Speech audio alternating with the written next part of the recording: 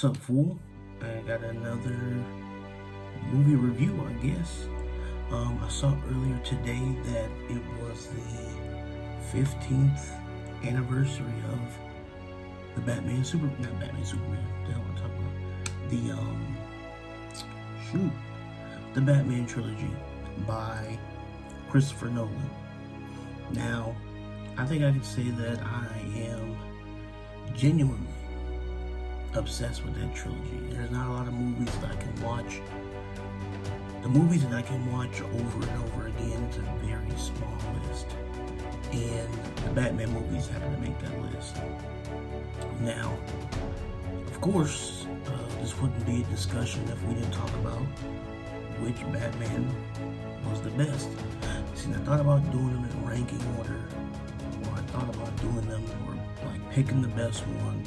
Oh, if you didn't notice, I got the light below me, to emulate the Batman. See the cowl? You can see a little shadow right there. Kind of looks like a bat, but I'm going with it. Whatever. Anyway, it wouldn't be, I thought about doing a ranking video, or I thought about doing just which one was genuinely the best. I think I'm gonna do the ranking. So I watched all three of them today. Don't have anything else to do. I watched all three today. And let's see. I'll be honest with you.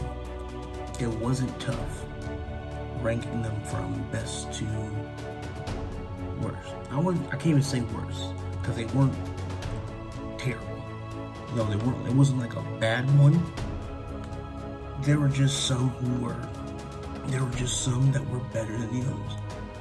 And so I look at Batman Begins, Batman The Dark Knight, and then we got Dark Knight Rises. Now, before I do my list, I have to say, I feel like if the people who say that Batman Dark Knight Rises is not good, I feel like they really are being some of the most pickiest people on the planet, or they just don't know good movies. Because if you really watch Dark Knight Rises, you really pay attention to it,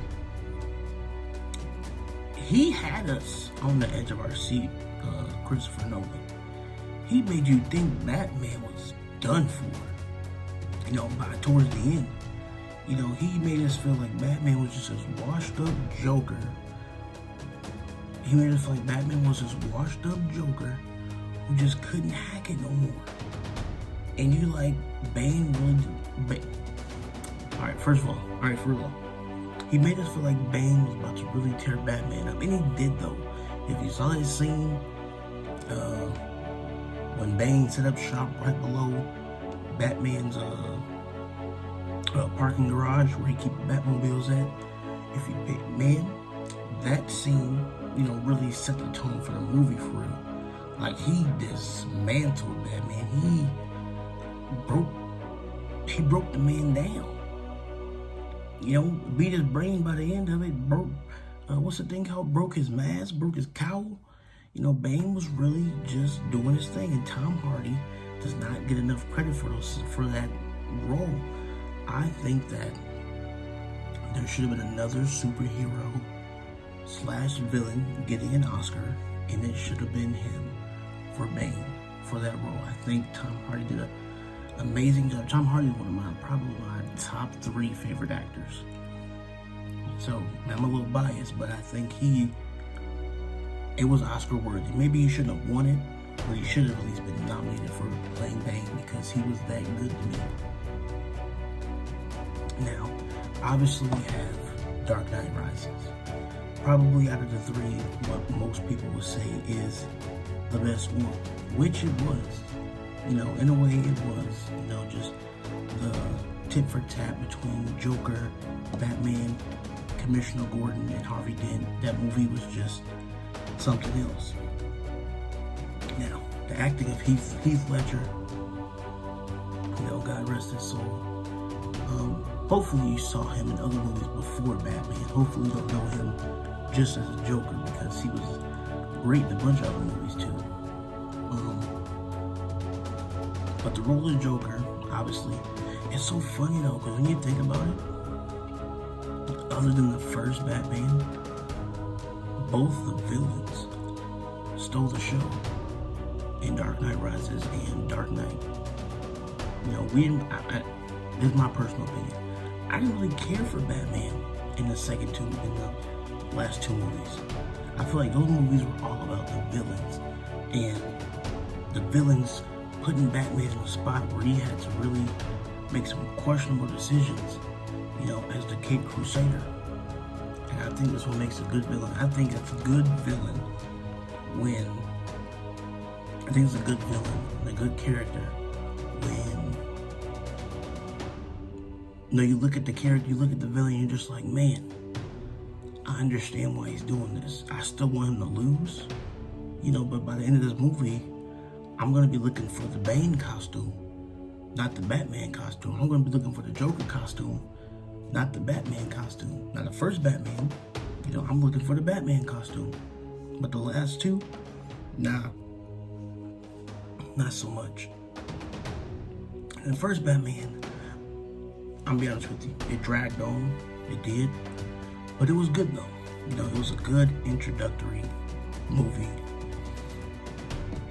to Batman.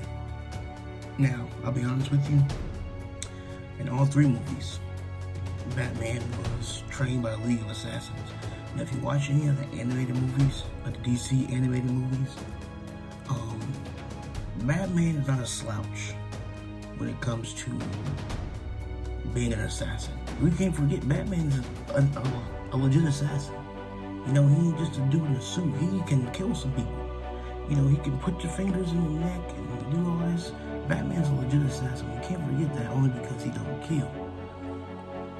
But I feel like the fight scenes or the fighting sequences in all three movies didn't really live up to what my mans was trained to do. You know, this fool was trained by Ra's al Ghul, the assassin, the killer. And I feel like my mans was just getting, there was moments where he got beat down. I feel like, you know, I feel like he shouldn't, the fighting sequences, look at me stutter, I'm getting all confused. The fighting sequences in the Batman movies should have been better, based off of what he knows in regards to hand-to-hand combat, martial arts, and whatever else they taught him up there in the mountain. And shit, I forgot where it was. Anyway, so one was a good intro. Number two took it to a whole other level. And number three, I feel like it kept it on that level as far as the suspense and how intense it was. But if you watch all three again, and you really like just sit there and watch the actors and pay attention to the story and see the pacing of the movie. The pacing of these Batman movies is so important, because if you are falling asleep, you know, obviously it's not a good movie. But the pacing for all of them were good. But I feel like for me, the edge is gonna go to the one that kept me on my seat the most. They kept me interested the most with the acting, and I'm gonna have to say that it will have to be Dark Knight Rises, specifically because of Bane and his character, Tom Hardy, and his character as Bane. The acting really kept me engaged in the movie the whole time. I mean, from the beginning, the airplane scene. You know, I still what's the word for? Reenact that scene all the time. I just walk around just talking in his voice during that whole dialogue from the beginning airplane scene. So I think Bane's character kept me engaged the most.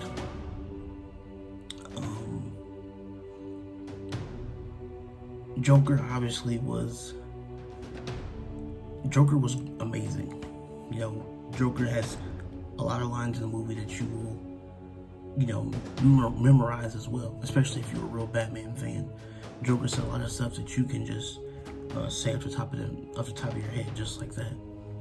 But as far as keeping me engaged and really wanted to see what's going to happen with this character, I give it to Bane and I give it to Dark Knight Rises and the story and how that went. So, my opinion, ranking, it's going to be Dark Knight Rises, Dark Knight, and Batman Begins. If in a perfect world, I would put Dark Knight Rises in Batman. I would put Dark Knight Rises and Dark Knight as a tie, but I can't do that. So, Dark Knight Rises is my favorite one. Let me know what your favorite one is. And of course, like, comment, share, and that's it.